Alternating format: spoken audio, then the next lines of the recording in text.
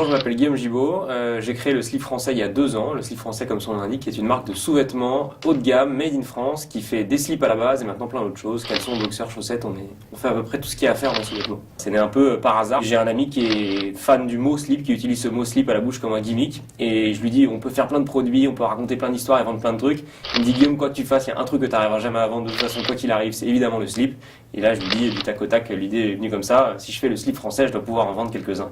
Et donc voilà, c'est né un peu par hasard sur fond de vouloir trouver une bonne idée pour monter ma boîte. Le slip français, c'est un mot qui fait rire en fait déjà, donc il y a un a priori super positif, c'est-à-dire que la première fois qu'on entend parler du truc, ça nous amuse, ça fait forcément réagir et ça fait 90% sourire. Les noms des modèles sont aussi très importants dans la marque.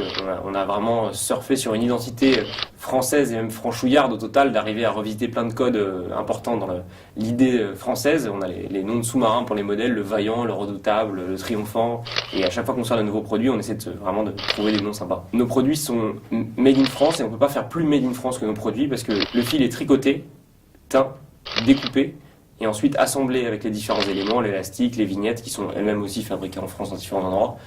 Tout ça est fabriqué entièrement et assemblé en France. Et tous les éléments de packaging, enfin tout est fait en France. On fait très attention à ça. Et il y a une quinzaine de personnes dans différentes usines en France qui bossent pour nous à plein temps.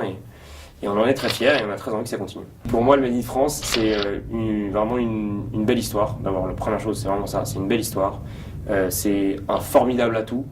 Surtout, je pense, à l'étranger. On va démarrer au Japon et à Hong Kong, mais ça reste difficile. C'est un vrai enjeu économique.